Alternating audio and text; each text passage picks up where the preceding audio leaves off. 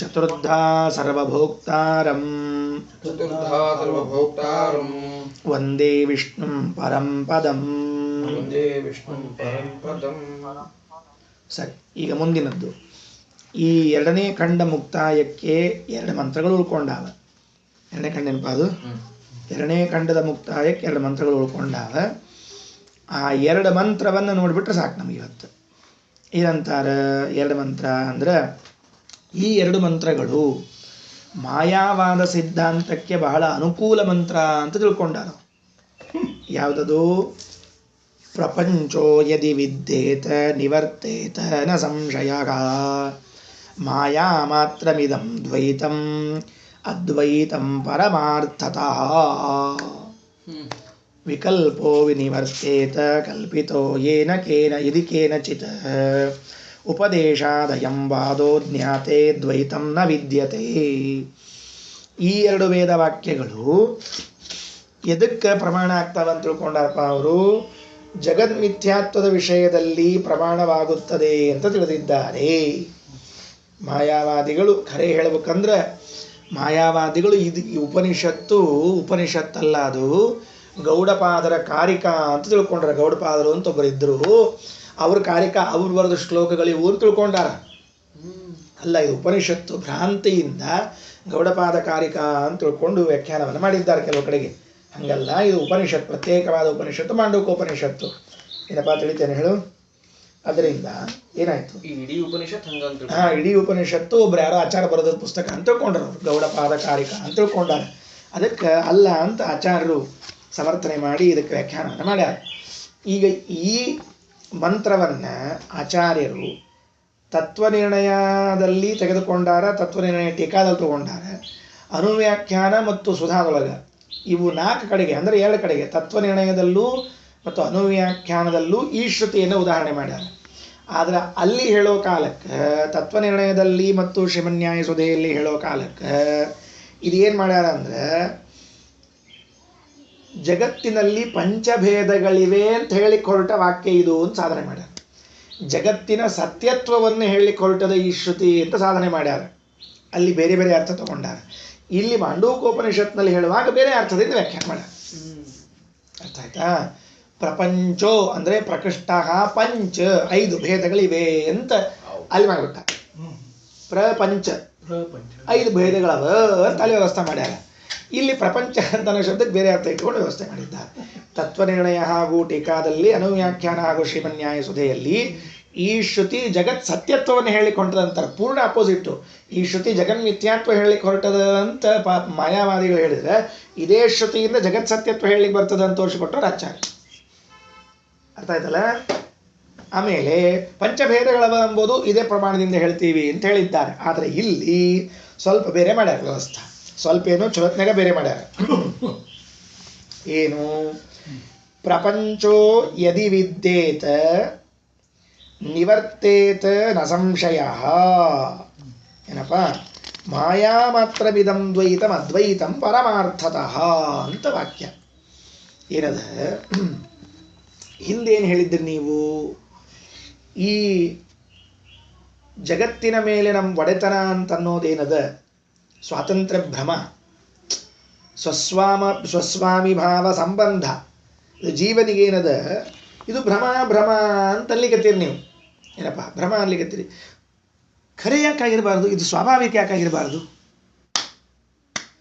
ಈ ಜಗತ್ತಿಗೂ ನನಗೂ ಸ್ವಸ್ವಾಮಿ ಭಾವ ಸಂಬಂಧ ಅಂತನ್ನುವುದು ಜೀವನ ಸ್ವರೂಪವೇ ಯಾಕಾಗಿರಬಾರ್ದು?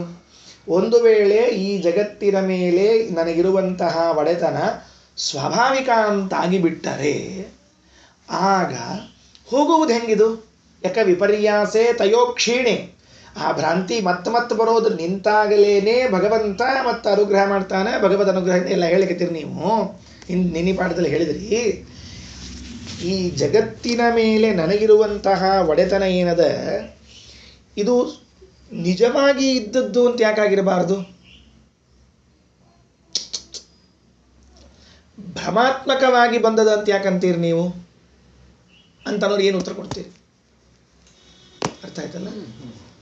ಆಗ ಉತ್ತರ ಹೇಳಬೇಕು. ಈ ಪ್ರಪಂಚ ಇದು ಏನದ ಅಂತಂದ್ರೆ ನಿನ್ನ ಒಡೆತನಕ್ಕೆ ಸಂಬಂಧಪಟ್ಟದ್ದಲ್ಲ, ಇದು ನಿನ್ನ ಸ್ವರೂಪ ಅಲ್ಲ, ಇದು ಭ್ರಮಾತ್ಮಕವಾದದ್ದೇ ಅಂತ ಉತ್ತರ ಹೇಳಬೇಕು. ಈಗ ನಾವು ಅರ್ಥ ಆಯ್ತಿಲ್ಲೋ? ಅದನ್ನು ಹೇಳಲಿಕ್ಕೆ ಹೊರಟದ ಈ ವಾಕ್ಯ ಅಂತ ರಾಯರು ಇದರೊಳಗೆ ಬರೀತಾರೆ, ಖಂಡಾರ್ಥ ಬರೀತಾರೆ. ರಾಯರಂತಾರೆ, ನಾನು ದೇಹಗೇಹಾದೌ ಸ್ವಸ್ವಾಮಿ ಸಂಬಂಧ ರೂಪಾದಿ ಬಂಧಸ್ಯ ಜೀವಸ್ಯ ಸ್ವರೂಪಸ್ಯೈವ ಸ್ವಾಭಾವಿಕತ್ವೇನ ನಿವೃತ್ಯ ಯೋಗಾತ್. ಜೀವನ ಸ್ವಭಾವ ಹೆಂಗ ಮತ್ತದು ನಿವೃತ್ತಿ ಆಗೋದಿಲ್ಲ, ಹಂಗೆ ಇದು ಸ್ವಾಭಾವಿಕ ಆದ್ರಿಂದ ನಿವೃತ್ತಿ ಹೆಂಗಾಗಬೇಕಪ್ಪ? ಒಡೆತನ ಅಂಬೋದು. ಜೀವನ ಸ್ವರೂಪ ನಿವೃತ್ತಿ ಆಗ್ತದೇನೋ ಇಲ್ಲ, ಹಂಗ ಯಾಕೆ ಅದು ಸ್ವಾಭಾವಿಕ ಅಂದಮೇಲೆ ಈ ಒಡೆತನ ಅಂಬೋದು ಸ್ವಾಭಾವಿಕವಾಗಿ ಬಿಡ್ತು ಅಂದ್ರೆ ನಿವೃತ್ತಿ ಆಗ್ಲಿಕ್ಕೆ ಬರೋದಿಲ್ವಲ್ಲ. ಹಂಗಾರೆ ನೀವು ಹೆಂಗೆ ಇದನ್ನ ಮತ್ತೆ ಅದು ನಿವೃತ್ತಿ ಆಗ್ತದೆ ಅಂತ ಹೆಂಗೆ ಹೇಳಿದ್ರಿ? ಅರ್ಥ ಆಯ್ತಿಲ್ಲೋ? ಇದು ನಿವೃತ್ತಿ ಆಗ್ತದೆ ಅಂತ ಹೆಂಗೆ ಹೇಳಿದ್ರಿ ನೀವು ಅಂದ್ರೆ, ಇದು ಸ್ವಾಭಾವಿಕ ಅಲ್ಲ, ಭ್ರಾಂತಿನೇ, ಇದು ನಿವೃತ್ತಿಯಾಗೇ ಆಗುತ್ತದೆ ಅಂತ ಹೇಳಲಿಕ್ಕೆ ಹೊರಟ ಈ ಮಾತ್ರ. ಯಾರು ಹೇಳಬೇಕು? ಏನದು ಸ್ವಾಭಾವಿಕ ಅಲ್ಲ, ನಿವೃತ್ತಿ ಆಗ್ತದೆ ಅಂತ ತಿಳ್ಕೊಂಡು ಹೇಳ್ಬೇಕು. ಪ್ರಪಂಚೋ ಯದಿ ವಿದ್ಯೇತ, ಪ್ರಪಂಚ ಅಂದರೆ ಸ್ವಸ್ವಾಮಿ ಭಾವ ಸಂಬಂಧ ರೂಪವಾದ ಸ್ವಾತಂತ್ರ್ಯದಿಂದ ಪ್ರಪಂಚ ನಾಸ್ತೇವ, ಇಲ್ಲೇ ಇಲ್ಲ, ಖರೆ ಅಂದರೆ ಇಲ್ಲೇ ಇಲ್ಲ. ಏನು ಹೇಳು? ಈ ದೇಹದ ಈ ಗೇಹದ ಮೇಲೆ ನನ್ನ ಒಡೆತನ ಏನದ, ಇದು ಸ್ವತಂತ್ರವಾಗಿದೆ ಅಂತೇನು ತಿಳ್ಕೊಂಡಿವಿ, ಅದು ಇಲ್ಲವೇ ಇಲ್ಲ. ಯಾವುದು ಕೂಡ ನನ್ನ ಅಧೀನವಾಗಿ ಇಲ್ಲ, ಸ್ವತಂತ್ರವಾಗಿ. ತಿಳಿತೇನು ಅರ್ಥ? ಪ್ರಪಂಚ ಅಂದರೆ ಈ ಸಂಸಾರವು ನನ್ನ ಅಧೀನವಾಗಿ ಇಲ್ಲವೇ ಇಲ್ಲ. ಮತ್ತು ಇದು ವಿದ್ಯೇತ, ಇದು ಮತ್ತೆ ಪರಾಧೀನವಾಗಿ ಅದ ಅಂತ ತೋರ್ತದಲ್ಲ ನನಗೆ ಬರ್ತದು. ನನ್ನ ಅಧೀನ ಅಂತ ತೋರ್ತದಲ್ಲ ಅಂದ್ರೆ ನಿವರ್ತೇತ ನ ಸಂಶಯ, ಹೋಗೇ ಹೋಗ್ತದೆ. ನಿನ್ನ ಅಧೀನ ಅಂತ ನೀನೇನು ಬುದ್ಧಿ ಬರ್ಲಿಕ್ಕೆ ಹೋಗೇ ಹೋಗ್ತದೆ, ಬಾಧ ಬಂದ ಬರ್ತದೆ. ನೀನು ಹೋಗ್ತೀಯ ಮೊದಲು, ಅದು ಹೋಗ್ತದೆ. ನಾ ಹೋದ್ರೆ ಹೋಗ್ಬೇಕು ಅಂತ ಏನು ನಿಯಮ ಇಲ್ಲ, ಅದು ಹೋದ್ಮೇಲೆ ನಾವು ಹೋಗ್ಬೇಕು, ಉಲ್ಟಾ ಆಗ್ಬೇಕು. ಏನು ಗೊತ್ತಾಯ್ತಿಲ್ಲೋ? ಹಂಗೆ ಬೇಕಾಗಿಲ್ಲ. ನೀವು ಹೋದ್ಮೇಲೆ ಆ ಮನಿ ನಿಮ್ದಲ್ಲ, ಸಂಬಂಧ ಇಲ್ಲ. ನೀವಿದ್ದಾಗಲೇನೆ ನಿಮ್ಮ ಮನಿ ಮೇಲೆ ನಿಮ್ಗೆ ಸ್ವಾತಂತ್ರ್ಯ ಇಲ್ಲ ಅಂತ ಜ್ಞಾನ ಆದ್ರೆ ಈ ಸಂಸಾರ ಪೂರ್ಣ ಹೋಗ್ತದೆ. ಇಲ್ಲ ಮತ್ತೆ ಸಂಸಾರದ ಬರ್ತೀರಿ ಉಲ್ಟಾ, ರಿವರ್ಸ್ಗೆ ಬರ್ತೀರಿ. ಏನು ಅರ್ಥ ಆಯ್ತನಪ್ಪ? ಪ್ರಪಂಚ ಸ್ವಾತಂತ್ರ್ಯೇಣ ತ್ವದಧೀನಂ ನಾಸ್ತಿ. ಹೇಳು, ಪ್ರಪಂಚ ಸ್ವಾತಂತ್ರ್ಯೇಣ ಅಥವಾ ಸ್ವತಂತ್ರತೆಯ ತ್ವದಧೀನಂ ನಾಸ್ತಿ, ಪರಂತು ತಥಾ ಅನುಭವ ಅಸ್ತಿ ಖಲು. ಪ್ರಪಂಚೋ ಯದಿ ವಿದ್ಯೇತ, ಸ್ವತಂತ್ರವಾಗಿ ನನ್ನ ಅಧೀನವಾಗಿದೆ ಅಂತನ್ನೋ ಅನುಭವದ ನಿನಗೆ ಭ್ರಾಂತಿಯಿಂದ ಬರ್ತದೆ ಅಂದ್ರೆ ನಿವರ್ತೇತ, ಭ್ರಾಂತಿ ನಿವರ್ತೇತ, ಹೋಗ್ತದೆ ನ ಸಂಶಯ. ಆ ಭ್ರಾಂತಿಯು ಹೋಗೇ ಹೋಗುತ್ತದೆ. ಆದ್ದರಿಂದ ನೀನು ತಲೆ ಕೆಡಿಸ್ಕೊಳ್ಳಿಕ್ಕೆ ಹೋಗಬೇಡ.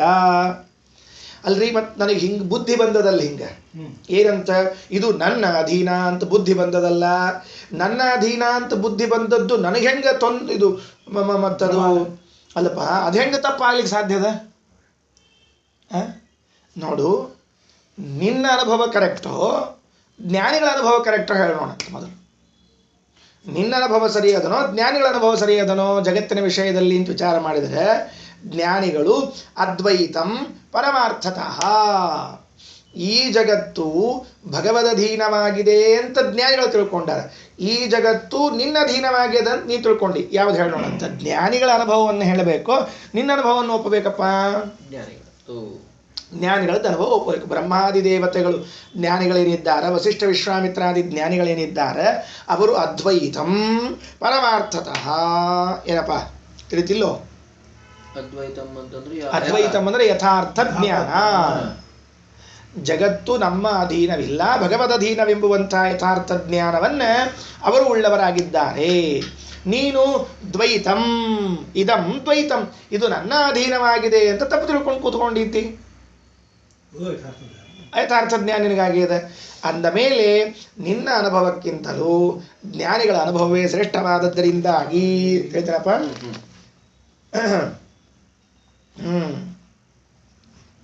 ಪರಮಾರ್ಥತಃ ನಿವರ್ತೇತ ನ ಸಂಶಯ. ಪರಮಾರ್ಥತಃ ಅಂದರೆ ಭಗವಂತನಿಂದ, ಭಗವಂತನ ಅನುಗ್ರಹದಿಂದ ನಿನ್ನ ಭ್ರಮೆಯು ಹೋಗುತ್ತದೆ. ಅಲ್ರಿ ಭಗವಂತನ ಅನುಗ್ರಹದಿಂದ ಭ್ರಮ ಯಾಕೆ ಹೋಗ್ಬೇಕು ಅಂದ್ರೆ ಮಾಯಾ ಮಾತ್ರ. ಭಗವಂತನ ಅನುಗ್ರಹದಿಂದ, ಭಗವಂತನಿಂದಲೇನೆ ನಿನಗೆ ಬಂದದ, ಭಗವಂತನ ಇಚ್ಛೆಯಿಂದಲೇನೆ ನಿನಗೆ ಈ ಸ್ವಾತಂತ್ರ್ಯ ಭ್ರಮ ಬಂದದ. ಭಗವಂತನ ಪ್ರಸಾದವಾದಾಗಲೇನೆ ಈ ಸ್ವಾತಂತ್ರ್ಯ ಭ್ರಮ ಹೋಗ್ತದೆ. ವಾಸ್ತವಿಕವಾಗಿ ಜಗತ್ತಿನ ಮೇಲೆ ನಿನ್ನ ಸ್ವಾತಂತ್ರ್ಯ, ನಿನ್ನ ಒಡೆತನ ಏನೇನೂ ಇಲ್ಲ, ಇದಕ್ಕೆ ನೀ ಸ್ವಾಮಿ ಅಲ್ಲ. ಹಂಗೆ ತಿಳ್ಕೊಂಡಿದ್ದು ಭ್ರಮ. ಜ್ಞಾನಿಗಳು ತಿಳ್ಕೊಂಡಾರ ಜಗತ್ತಿಗೆ ಪರಮಾತ್ಮ ಸ್ವಾಮಿ ಅಂತ ತಿಳ್ಕೊಂಡಿದ್ದಾರ. ಇಷ್ಟ ಅರ್ಥ ಭಾವಾಕ್ಯ ತಿಳಿತೇನು? ಏನು ಪ್ರಪಂಚ ಅಂತಂದ್ರ ಗುಡ್ ಬಾಯ್ ಹೇಳು. ಪ್ರಪಂಚ ಅಂತಂದ್ರ ಈ ದೇಹ ಮೈ ಇತ್ಯಾದಿಗಳು ನನ್ನ ಅಧೀನ ಅಂತ ತಿಳ್ಕೊಳ್ಳೋದು ಪ್ರಪಂಚ. ತಿಳ್ಕೊಳ್ಳದೆ ಇರೋದು ಪ್ರಪಂಚ ಅಂದ್ರೆ ಈ ಸಂಸಾರವು ಸ್ವತಂತ್ರವಾಗಿ ನಿನ್ನ ಅಧೀನವಾಗಿದೆ ಅಂತ ತಿಳ್ಕೊಂಡ್ರೆ, ಸ್ವತಂತ್ರವಾಗಿ ನನ್ನ ಅಧೀನ ಅಂತ ತಿಳ್ಕೊಂಡ್ರೆ ಸ ನಾಸ್ತೇವ ಅದಿಲ್ವೇ ಇಲ್ಲ. ಯದಿ ವಿದ್ಯೇತ ಒಂದು ವೇಳೆ ಅನುಭವ ಬಂದದ ನಮಗ ಅಂತಂದ್ರ ನಿವರ್ತೇತ ನ ಸಂಶಯ. ಪರಮಾರ್ಥತಃ ಭಗವಂತನ ಅನುಗ್ರಹದಿಂದ ಆ ಸ್ವಾತಂತ್ರ್ಯ ಭ್ರಮವು ನಿವರ್ತೇತ ಹೋಗುತ್ತದೆ. ಅಲ್ರಿ ಮತ್ತು ನನ್ನ ಅನುಭವ ಹಿಂಗದ, ಅದು ಹೋಗ್ಲಿ ಬೇಡಂದಿಲ್ಲ. ಮತ್ತು ನನ್ನ ಅನುಭವ ಚಲೋನೋ ಜ್ಞಾನಿಗಳ ಅನುಭವ ಚಲೋನೋ ಅಂದ್ರೆ ಜ್ಞಾನಿಗಳ ಅನುಭವ ಏನದ, ನಿನ್ನ ಅನುಭವ ಏನದ ಹೇಳೋಣ ಅಂತ. ಜ್ಞಾನಿಗಳು ಅದ್ವೈತಂ ಅಂತ ತಿಳ್ಕೊಂಡಾರ, ದ್ವೈತ ಅಂತ ತಿಳ್ಕೊಂಡಿ. ಮತ್ತೆ ಹಂಗ್ಯಾಕೆ ತಿಳ್ಕೊಂಡಿ ಅಂದ್ರೆ ಮಾಯಾ ಮಾತ್ರ. ಭಗವದ್ ಇಚ್ಛೆಯಿಂದ ಯಾಕೆ ಹೋಗ್ತದೆ ಅಂದ್ರೆ ಅವನ ಮಾಯಾ ಮಾತ್ರ. ಭಗವದ್ ಅನುಗ್ರಹದಿಂದ ಯಾಕೆ ಹೋಗ್ತದೆ ಅಂದ್ರೆ ಭಗವದ್ ಇಚ್ಛಾದಿಂದ ಬಂದದ. ಭಗವಂತನ ಇಚ್ಛೆಯಿಂದ ಬಂದಿದೆ. ಭಗವದ್ ಅನುಗ್ರಹದಿಂದ ಈ ಸ್ವಾತಂತ್ರ್ಯ ಭ್ರಮೆ ಹೋಗುತ್ತದೆ. ಪ್ರಮಾದಾತ್ಮಕತ್ವಾತ್ ಬಂಧಸ್ಯ. ಅಸ್ವಾಭಾವಿಕವಾಗಿ ಅದ ಈ ಬಂಧ, ನಮ್ದಲ್ಲ ಇದು. ತಿಳಿತೇನಪ್ಪ? ಈಗ ಜ್ಞಾನಿಗಳ ಅನುಭವ ಏನಾಗಿದೆ ಅಂತಂದ್ರೆ ಜಗತ್ತು ಏನಪ್ಪ, ನಾನು ಹೇಳ್ತೀನಿ, ನನ್ನೊಂಚೂರು ವ್ಯಾಖ್ಯಾನ ಬೇಕಲ್ಲ ಮತ್ತೆ ಇಷ್ಟೊಳಗೆ ಬರೇ ಹಂಗೆ ಆಗಬಾರ್ದು. ಅದೇನಾಯ್ತು ಅಂತಂದ್ರೆ ಜ್ಞಾನಿಗಳು ಜಗತ್ತು ಭಗವದಧೀನವಾಗಿದೆ, ನಮ್ಮ ಅಧೀನ ಅಲ್ಲ ಅಂತ ತಿಳ್ಕೊಂಡಾರೆ. ಮತ್ತು ಹಂಗಾರೆ ನಮ್ಮ ಅಧೀನ ಇದ್ದದ್ದೇನಿದು, ಇದು ಭ್ರಮೆ, ಇದು ಸೊಕ್ಕಿನಿಂದ ಬಂದದ್ದು, ಇದು ಹೋಗ್ಯದ. ಇದು ಎರಡೂ ಕಂಡದಂತ. ಎಲ್ಲಿ ಕಂಡದ? ಈ ವಾಕ್ಯಕ್ಕೆ ಪ್ರಪಂಚೋ ಯದಿ ವಿದ್ಯೇತ. ಪ್ರಪಂಚವು ನಿನ್ನ ಅಧೀನ ಇಲ್ಲ. ಒಂದು ವೇಳೆ ನಿನ್ನ ಅಧೀನದ ಅಂತ ನೀ ಭ್ರಮಿಸಿದ್ರೆ ಪರಮಾರ್ಥತಃ ನಿವರ್ತೇತ, ಭಗವದ್ ಅನುಗ್ರಹದಿಂದ ಹೋಗ್ತದೆ, ಆ ಭ್ರಮೆ ಹೋಗ್ತದೆ. ಭ್ರಮ ಯಾಕೆ ಬಂದದ? ಮಾಯಾ ಮಾತ್ರ. ಅದು ಭಗವದ್ ಅನುಗ್ರಹ, ಭಗವಂತನ ಇಚ್ಛೆಯಿಂದ ನಿನಗೆ ಈ ಬುದ್ಧಿ ಬಂದದ. ಭಗವಂತನ ಇಚ್ಛೆಯಿಂದ ಈ ಜಗತ್ತು ನನ್ನ ಅಧೀನ ಎಂಬ ಬುದ್ಧಿ ಬಂದದ. ಭಗವತ್ ಪ್ರಸಾದ ಆದಾಗ ಈ ಬುದ್ಧಿ ಹೋಗ್ತದೆ ಅಲ್ರಿ. ಅದೆಲ್ಲ ಬರೋಬ್ಬರಿ. ಮತ್ತು ಈ ನಾನು ಜಗತ್ ನನ್ನ ಅಧೀನ ಅಂತ ತಿಳ್ಕೊಂಡಿನಿ, ಇದು ಸರಿ ಹೌದೋ ಅಲ್ಲೋ ಅಂದ್ರೆ ನಿನ್ನ ಅನುಭವ ಜ್ಞಾನಿಗಳ ಅನುಭವಕ್ಕೆ ವಿರುದ್ಧವಾದ್ರಿಂದ ತಪ್ಪು. ಇದಂ ದ್ವೈತಂ. ನಿನಗೆ ಬಂದಿರುವಂಥ ಭ್ರಮಾತ್ಮಕವಾದ ಜ್ಞಾನ ಅದ್ವೈತಂ, ಜ್ಞಾನಿಗಳ ಅನುಭವಕ್ಕೆ ವಿರುದ್ಧವಾದ್ರಿಂದ ಗೋವಿಂದ ಹೋಯ್ತು, ಮನೆಗೆ ಹೋಗಿ ಕೆಲಸ ಹೋಗಿ ಅಷ್ಟೇ. ಆಯ್ತಾ? ಇದು ಎಲ್ಲಿ ಜ್ಞಾನಿಗಳಿಂದ ತಿಳಿಯಲ್ಪಟ್ಟದ ಅಂತಂದ್ರೆ, ಒಬ್ಬ ಹೆಣ್ಮಗಳಿಗೆ ತಿಳಿದದ್ದು ನಿನಗೆ ತಿಳಿಯಂಗಿಲ್ಲ ಏನಪ್ಪ ಜಗತ್ನ್ಯಾಗ ಅಂತ ಕೇಳಿದ್ರು. ಒಬ್ಬ ಹೆಣ್ಮಗಳಿಗೆ ತಿಳಿದದ ಜಗತ್ ನಮ್ಮ ಅಧೀನ ಅಲ್ಲ, ಭಗವದ್ ಅಧೀನ ಅಂತ ಒಬ್ಬ ಸಾಮಾನ್ಯ ಹೆಣ್ಮಗಳಿಗೆ, ಮನೆ ಕೆಲಸ ಮಾಡಿಕೊಂಡ್ರೆ ಹೆಣ್ಮಗಳಿಗೆ ಗೊತ್ತದ, ನಿನಗೆ ಗೊತ್ತಾಗಲ್ಲ ಅಂದ್ರೆ ಹೆಂಗೋ. ಅದು ಸ್ತ್ರೀತ್ವ ವಿವಕ್ಷೆಯಿಂದ ಹೇಳಿಕತ್ತೀವಿ. ಎಲ್ಲದ ಅಂದರೆ ಬಲಿಚಕ್ರವರ್ತಿಯ ಮನೆಯಲ್ಲಿ ವಾಮನರೂಪಿಯಾಗಿರುವಂಥ ಪರಮಾತ್ಮ ಬಂದಾಗ ಬಲಿಚಕ್ರವರ್ತಿ 3 ಪಾದ ಭೂಮಿಯನ್ನು ದಾನ ಕೊಟ್ಟೀನಿ ಅಂತಾದಾಗ 3ನೇ ಪಾದಕ್ಕೆ ಜಾಗ ಸಿಗದೇ ಇರುವಂತಹ ಸಂದರ್ಭದಲ್ಲಿ ಪರಮಾತ್ಮ ಕೇಳ್ತಾನೆ, ನೀನು 3ನೇ ಪಾದ ಭೂಮಿ ಕೊಡಲೇ ಇಲ್ಲಪ್ಪ, ಮತ್ತು ನೀ ಯಜಮಾನ ಭೂಮಿ ಮೇಲೆ ಒಡೆತನ ಇದ್ದವ ನೀನು ನಂಗೆ ದಾನನೇ ಕೊಡಲಿಲ್ಲಲ್ಲ 3ನೇ ಪಾದ ಅಂತ ಕೇಳಿ ತಲೆ ಮೇಲೆ ಕಾಲಿಡ್ತೀನಿ ಅಂದ. ಪಾಪ ಅಲ್ಲೇ ಹೆಂಡತಿ ಕೂತಿದ್ಲು ವಿಂಧ್ಯಾವಳಿ. ವಾಮನ ಕೇಳಿದ್ದಂತೆ, ವಿಂಧ್ಯಾವಳಿ ಮತ್ತು ನಿನ್ನ ಅಭಿಪ್ರಾಯ ಏನು ಅಂತ ಕೇಳಿದ್ಲಂತೆ.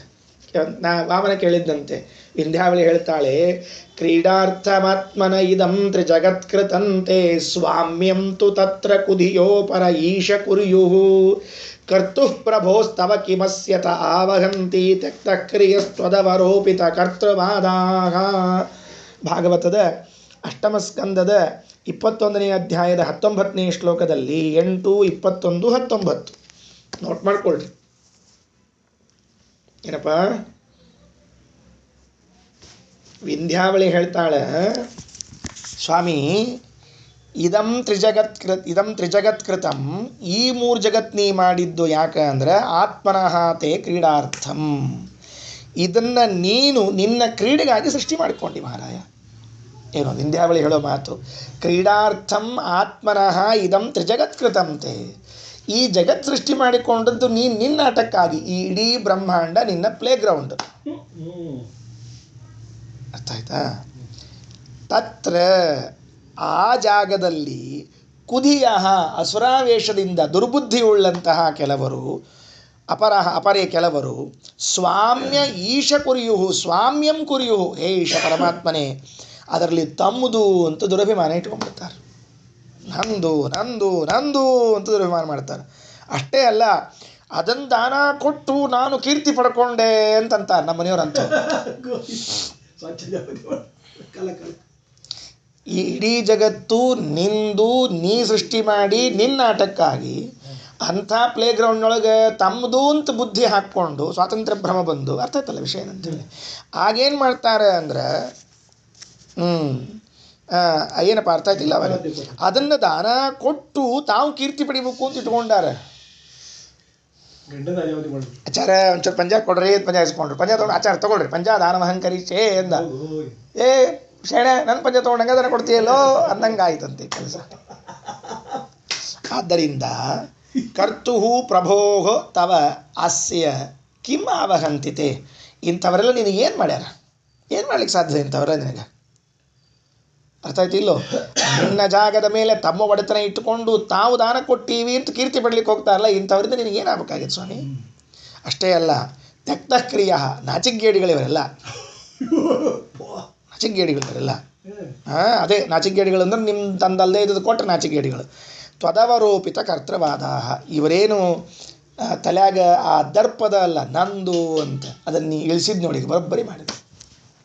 ತ್ವದವರೋಪಿತ ಕರ್ತೃವಾದ, ಕರ್ತೃವಾದ ನಾನೇ ಕರ್ತ ಅನ್ನುವಂಥ ವಾದವನ್ನು ತ್ವಯಾನಿನಿಂದ ಅವರೋಪಿತ ಇಳಿಸಲ್ಪಟ್ಟದ, ಸೊಟ್ಟು ಇಳಿಸಿದ್ ನೀವು ಬರೋಬ್ಬರಿ ಮಾಡಿದೆ. ಒಬ್ಬ ಹೆಣ್ಮಗಳಿಗೆ ಗೊತ್ತದ ಈ ಜಗತ್ತು ನಮ್ದಲ್ಲ, ಇದು ಪರಮಾತ್ಮನದ್ದು, ನಮ್ದು ಅಲ್ಲಲೇ ಅಲ್ಲದ್ರ ಮೇಲೆ ಈ ನಾಚಿಗೇಡಿಗಳು ತಮ್ಮದು ಅಂತ ಅಭಿಮಾನ ಪಟ್ಟು ದಾನ ಕೊಟ್ಟು ಕೀರ್ತಿ ಪಡಿಬೇಕಂತ ಹೋಗ್ತಾರೆ. ಇಂಥವರಿಂದ ನೀನು ಏನಾಗಬೇಕಾಗಿತ್ತು ಸ್ವಾಮಿ? ಇವ್ರಿಗೆ ಬರೋಬ್ಬರಿ ಹಜಾಮತ್ ಮಾಡಿ, ಇವ್ರು ದರ್ಪ ಎಲ್ಲ ಇಳಿಸಿ, ಇವ್ರದೆಲ್ಲ ಸೊಟ್ಟು ಇಳಿಸಿದ್ ನೀನು ಏನು ತಪ್ಪಲ್ಲ ಅಂತ ಪಕ್ಕಕ್ಕೆ ನಿಂತ ವಿಂಧ್ಯಾವಳಿ ಹೇಳ್ತಾನೆ, ಜಗತ್ತಿನ ಮೇಲೆ ನಮ್ಮ ಬಡತನ ಏನಿಲ್ಲ ಅಂತ ತಿಳ್ಕೊಂಡೆ. ಅದಕ್ಕೆ ಪ್ರಪಂಚೋ ಯದಿ ವಿದ್ಯೇತ, ಅಸ್ವಾಭಾವಿಕವಾಗಿದೆ ನಿನ್ನ ಈ ಸ್ವಾತಂತ್ರ್ಯ ಭ್ರಮ, ನಂದು ಅಂತ ತಿಳ್ಕೊಂಡಿಯಲ್ಲ, ಖರೆ ನಿಂದಲ್ಲ. ಒಂದು ವೇಳೆ ನಿಂದು ಅಂತ ತಿಳ್ಕೊಂಡಿದ್ರು ಆ ಸಂಶಯ ಹೋಗ್ತದೆ. ಪರಮಾರ್ಥತಃ ಭಗವದ್ ಅನುಗ್ರಹ ಆದಾಗ ಈ ಸ್ವಾತಂತ್ರ್ಯ ಭ್ರಮೆ ಹೋಗ್ತದೆ, ಸಂಶಯ ಪಟ್ಕೋಬೇಡ. ಭಗವದ್ ಇಚ್ಛಾದಿಂದ ಬಂದದ, ಭಗವದ್ ಅನುಗ್ರಹದಿಂದ ಈ ಸ್ವಾತಂತ್ರ್ಯ ಭ್ರಮ ಹೋಗ್ತದಮ್ಮ. ತಿಳಿತಿಲ್ಲೋ? ಚಂದದೇನು? ಇನ್ನೊಂದು ಹೇಳ್ತೀನಿ, ಅಂದರೆ ನನಗೆ ಸಮಾಧಾನ ಆಗಂಗಿಲ್ಲ, ನನಗೆ ಅಸಮಾಧಾನ ಆಗೋ ಹಂಗೆ ನಾ ಪಾಠ ಹೇಳೋದು ಯಾವಾಗಲೂ ಮಾಡಕ್ಕಿರ್ತಿಲ್ಲೋ. ಏನಪ್ಪ ಏನು ಹೇಳಂಗಿಲ್ಲ, ಹೇಳು ಫಸ್ಟು ವಿಷಯ ತಿಳಿತೀನಿ. ಈಗ ಏನು ಪ್ರಶ್ನೆ ಬಂತಾನೆ? ಕಾತುರತೆನಾ? ಹೋಗ್ಬಿಡ, ಕಾತುರತೆ ಒಳಗೆ ಇನ್ನೊಂದು ತುರತೆ ಮಾಡಿಬಿಡ್ತೀವಿ ನಾವು. ಏನಾಯಿತು ಅಂದರೆ, ಇವ ಇದ್ನಲ್ಲ, ಯಾರವ? ಜಡಭರತ. ಜಡಭರತನು ರಘುಗಣ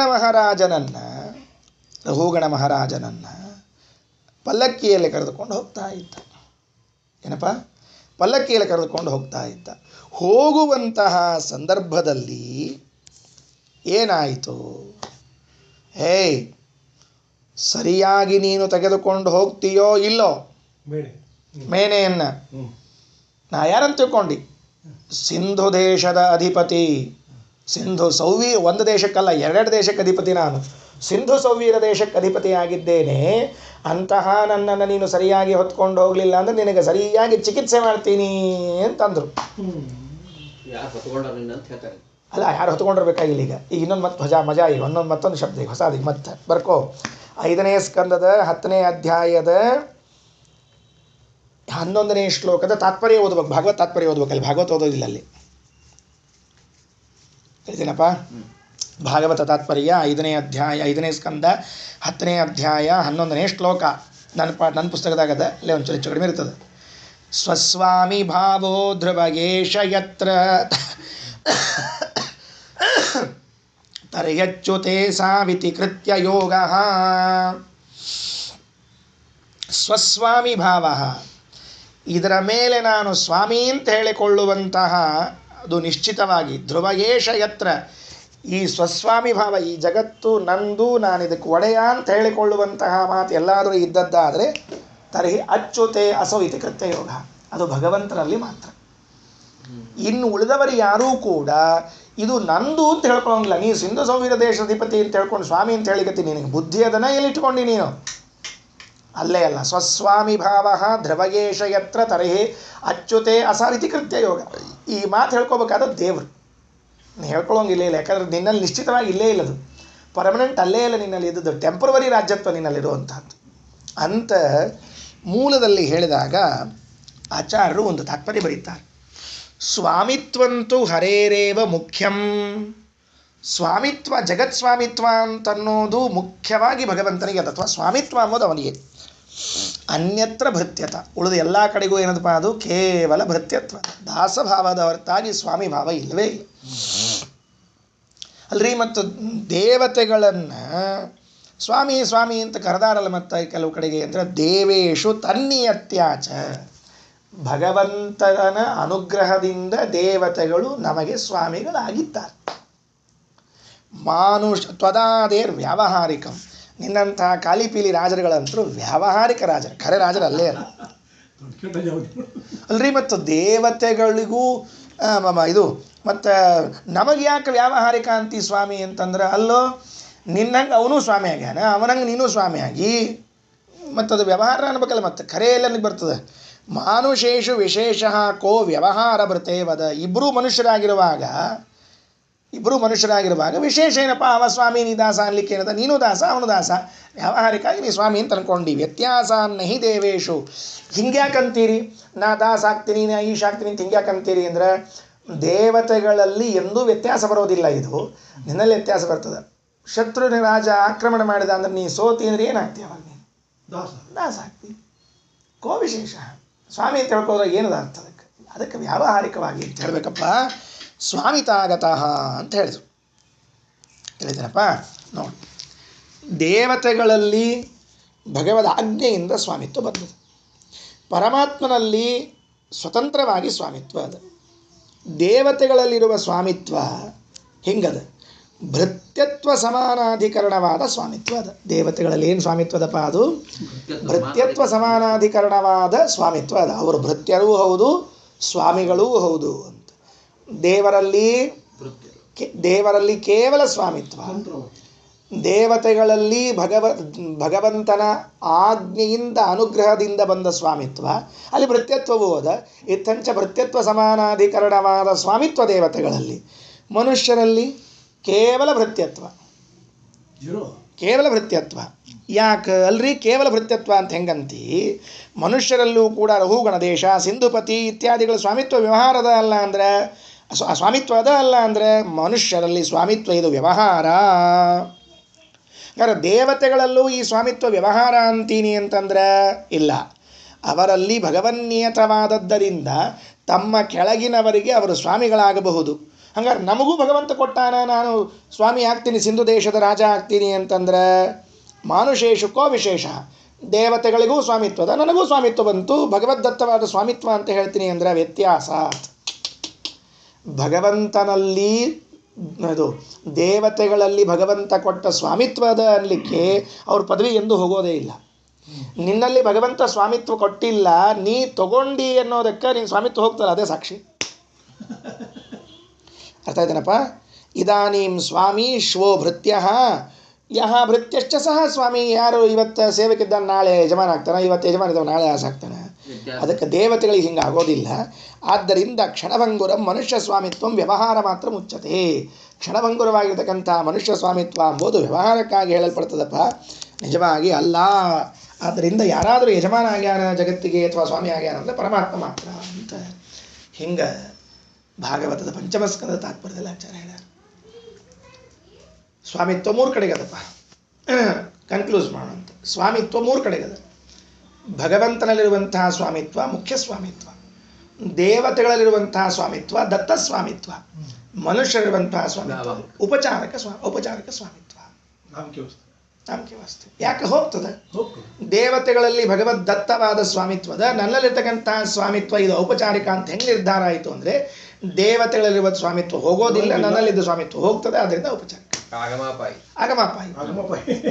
ಅರ್ಥ ಆಯ್ತಿಲ್ಲೋ.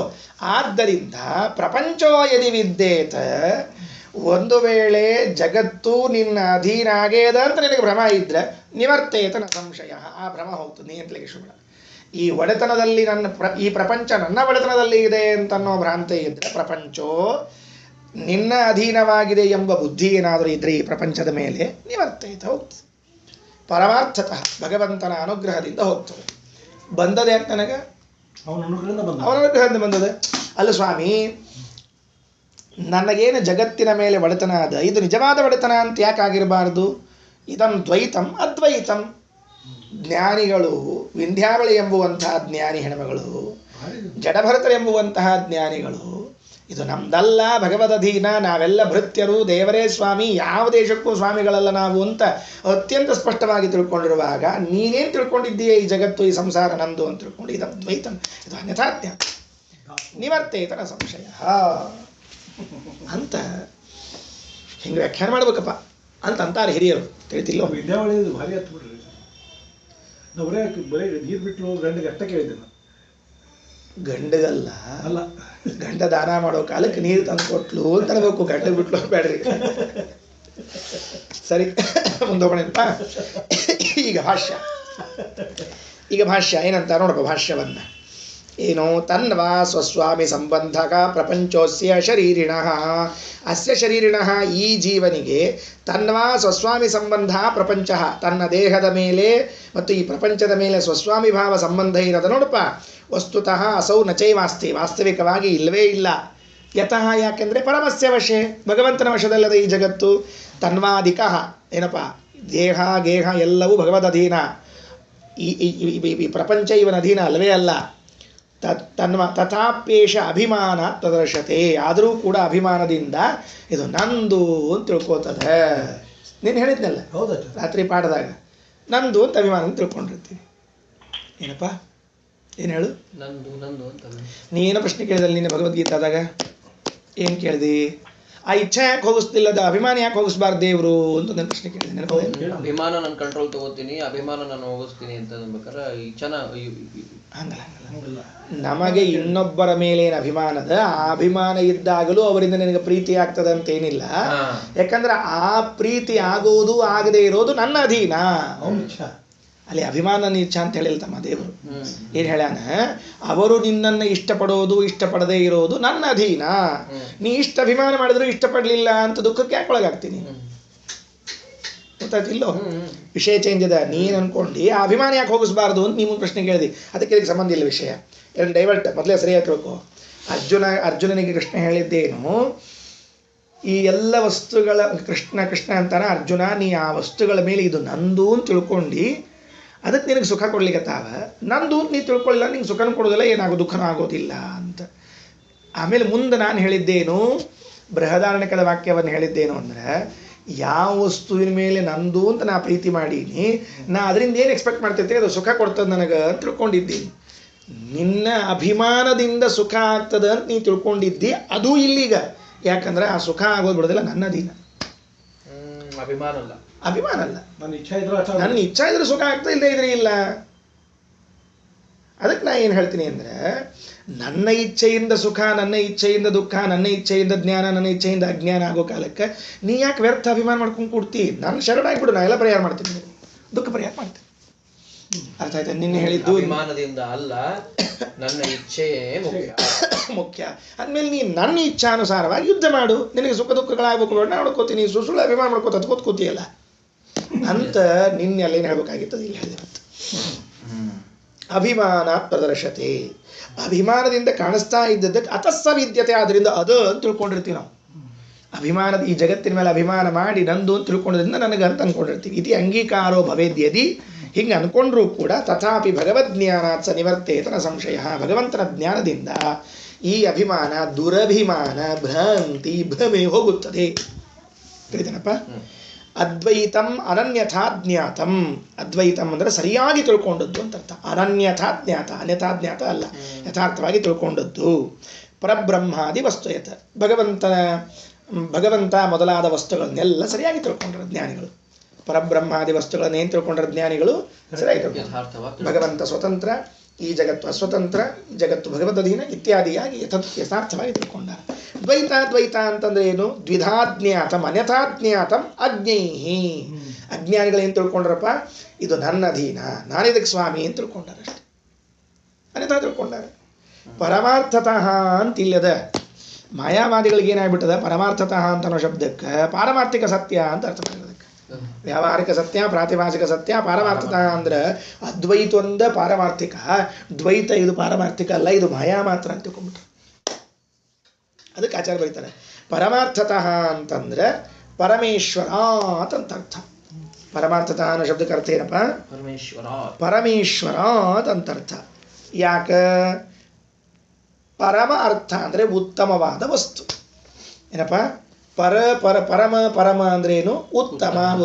ಅರ್ಥ ಅಂದ್ರೆ ಪದಾರ್ಥ. ಜಗತ್ನಲ್ಲಿ ಉತ್ತಮವಾದ ಪದಾರ್ಥ ಯಾವುದು? ಪರಮಾತ್ಮ.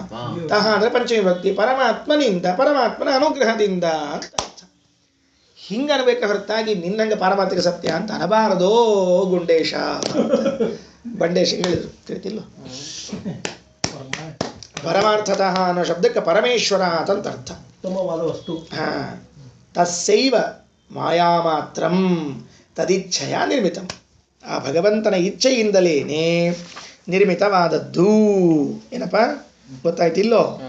ಮಾಯಾ ಮಾತ್ರಂ ಇದಂ ದ್ವೈತಂ ಅದ್ವೈತಂ ಪರಮಾರ್ಥತಃ ಅಂತಂದ್ರೆ ಇದಂ ದ್ವೈತಂ ಮಾಯಾ ಮಾತ್ರಂ, ನನಗೇನು ಈ ಭ್ರಾಂತಿ ಬಂದದ ಇದು ಭಗವದ ಇಚ್ಛೆಯಿಂದ ಬಂದದ.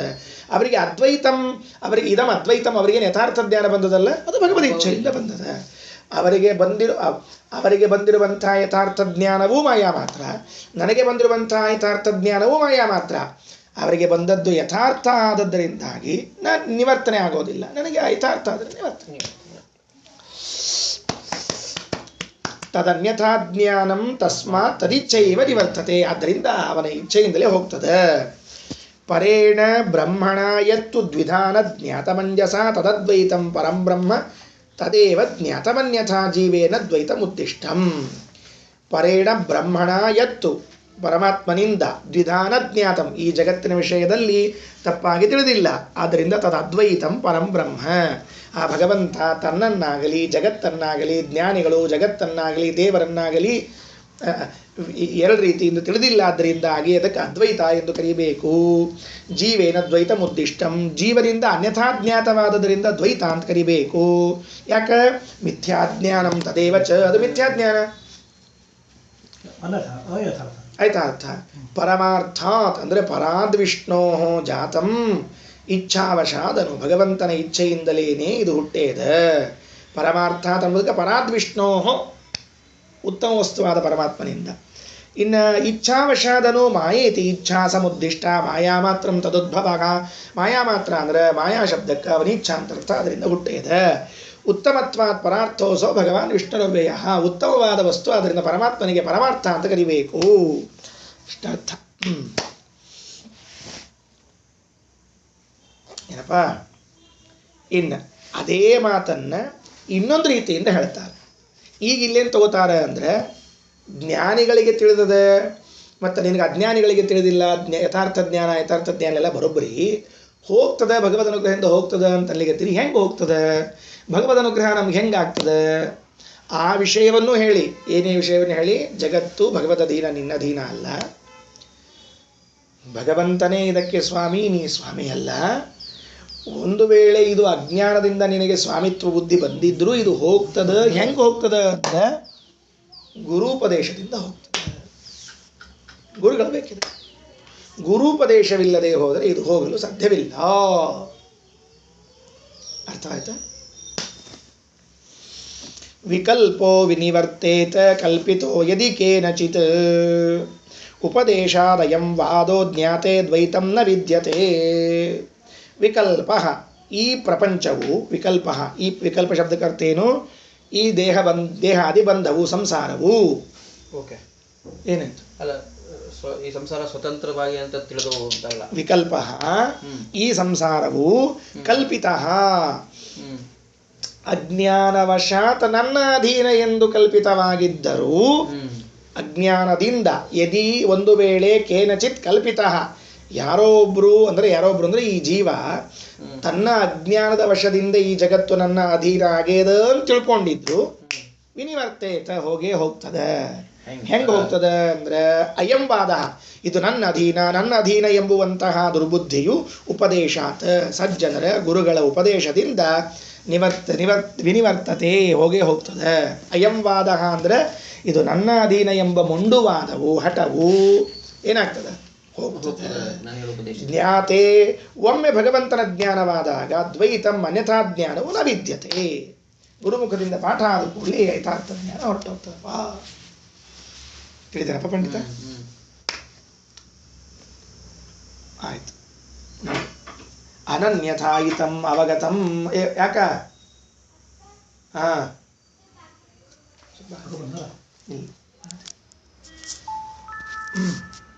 ಅಂತನ್ನೋ ಶಬ್ದ ಇಲ್ಲಿ ಬಂದದ್ದಕ್ಕೂ ಹೇಳ್ತಾರೆ. ಅದಕ್ಕೆ ದ್ವೈತ ಎಂಬುದಕ್ಕೆ ಏನು ಅರ್ಥ ಹೇಳ್ತಾರೆ?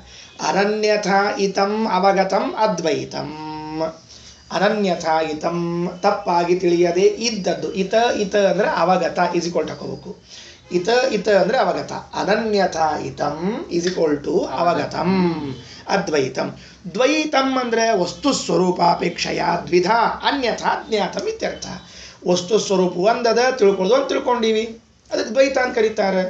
ಅಲ್ಲಿದ್ದದ್ದು ಹಗ್ಗ ತಿಳ್ಕೊಂಡದ್ದು ಹಾವು, ನಮ್ಮ ಅಧೀನ ಇಲ್ಲ, ನಮ್ಮ ಅಧೀನದನ್ನು ತಿಳ್ಕೊಂಡಿವಿ, ಅದಕ್ಕೆ ದ್ವೈತ ಅಂತ ಕರೀತಾರೆ. ಅಥೋ ವಿಕಲ್ಪ ಶರೀರಾದಿ ಸಂಬಂಧ. ಈ ಶರೀರ ಸಂಬಂಧ ಏನದ, ಈ ಸಂಸಾರ ಏನದ, ಕೇನಚಿತ್ ಅಜ್ಞಾನಾದಿನ ಕಾರಣೇನ ಯಾವುದೋ ಒಂದು ಅಜ್ಞಾನ ಭ್ರಾಂತಿ ಮೊದಲಾದ ಕಾರಣಗಳಿಂದ ಕಲ್ಪಿತೋಪಿ ನನ್ನ ಅಧೀನ ಅಂತ ಅನ್ಕೊಂಡಿದ್ರು ಉಪದೇಶ ನಿವರ್ತತೆ, ಉಪದೇಶದಿಂದ ಹೋಗ್ತದೆ. ಹಿಂಗ ಅಯಂ ಸತಾಂವಾದ ಏನಪ್ಪ ಸಜ್ಜನರ ಅಭಿಪ್ರಾಯ ಏನು? ಹಿಂಗೆ ನಾವು ಉಲ್ಟಾ ಮಾಡ್ಕೊಂಡಿದ್ದೆ. ಅಯಂ ವಾದ ಅಂದರೆ ಇದು ನಂದು ಅಂತನೋ ಅಭಿಪ್ರಾಯ ಅಂತೂ ಒಂದು ಅರ್ಥ ಮಾಡ್ಕೊಂಡಿದ್ದೆ. ಭಾಷೆಗಳು ಹಿಂಗೆ ಹೇಳ ಆಚಾರ. ಅಯಂ ವಾದ ಸಜ್ಜನರ ಈ ಮಾತೇನು ಅಂದರೆ ಜ್ಞಾತೇ ದ್ವೈತಂ ನ ವಿದ್ಯತೆ. ಭಗವದ್ಜ್ಞಾನ ಆದಾಗ ಈ ಅನಥಾಜ್ಞಾನ ಉಳಿಯೋದಿಲ್ಲ ಅಂತ ಸಜ್ಜನರ ವಾದ. ಆ ವಾದ ಅಂಬೋದು ಸಜ್ಜನರಿಗೆ ಹಾಕ್ಬೇಕು, ನಮಗಲ್ಲ. ಎರಡು ರೀತಿಯಿಂದ ನಂದು ಅಂತ ವಾದ ಏನದ ಅದು ಹೋಗ್ತದ ಅಂತ ಒಂದರ್ಥ. ಆಚಾರ ಭಾಷೆದಾಗ ಹೇಳಿದ ಅಭಿಪ್ರಾಯ ಏನಪ್ಪ ಅಂದ್ರೆ ಜ್ಞಾನಿಗಳದ್ದು ಹಿಂಗೆ ವಾದ ಅಂದ್ರೆ ಏನು ಅಭಿಪ್ರಾಯ. ಜ್ಞಾನಿಗಳ ಅಭಿಪ್ರಾಯ ಏನದ ಅಂತಂದ್ರೆ ಅಯಂ ಸತಾಂ ವಾದ ಜ್ಞಾತೆ ಸತಿ ಪರಬ್ರಹ್ಮಣಿ ಭಗವಂತ ಜ್ಞಾನ ಆದಾಗ ದ್ವೈತಂ ಅನ್ಯಥಾ ಜ್ಞಾನಂ ನಿವರ್ತತೆ, ಅನ್ಯಥಾ ಜ್ಞಾನ ಹೋಗ್ತದೆ. ವಿಕಲ್ಪೋ ದೇಹ ಬಂಧಾದಿ ಕೇನಚಿತ್ ಕಾರಣೇನ ತು ಕಲ್ಪಿತ. ಏನಪ್ಪ ದೇಹಬಂಧಾದಿ ರೂಪವಾದ ವಿಕಲ್ಪವು ಕೇನಚಿತ್ ಕಾರಣೇನ ಯಾವುದಾದ್ರೂ ಒಂದು ಕಾರಣದಿಂದ ಕಲ್ಪಿತವಾಗಿದ್ದರೆ ನನ್ನ ಅಧೀನ ಎಂಬ ಬುದ್ಧಿ ಬಂದಿದ್ರೆ ನಿವರ್ತೇತ ಹೋಗ್ತದೆ. ಗುರುವಾಕ್ಯದ ಸಂಶಯ. ಏನಪ್ಪ ಗುರುವಾಕ್ಯದಿಂದ ಹೋಗ್ತದೆ. ಏಷಗೇವ ಸತಾಂವಾದ, ಇದೇ ಸಜ್ಜನರ ವಾದ. ಜ್ಞಾತೆ ಬ್ರಹ್ಮಣಿ ತತ್ವತಃ ಭಗವಂತನನ್ನು ಸರಿಯಾಗಿ ತಿಳಿದಾಗ ಅನ್ಯಥಾ ಜ್ಞಾನಂ ನಿವರ್ತೇತ, ಅನ್ಯಥಾ ಜ್ಞಾನ ಹೋಗ್ತದೆ. ತತಃ ಆನಂದಮೇತ್ಯಸೋ, ಆವಾಗ ಈ ಜೀವನು ಆನಂದವನ್ನು ಪಡೆಯುತ್ತಾನೆ. ಚಂದಾತಿಲ್ಲ. ಇತಿ ದ್ವಿತೀಯ ಖಂಡ ಅಲ್ಲ, ದ್ವಿತೀಯ ಖಂಡ ಅನ್ನಬಾರದು, ದ್ವಿತೀಯ ಖಂಡ ಅಂತ. ಶ್ರೀಕೃಷ್ಣ ಅರ್ಪಣಮಸ್ತು.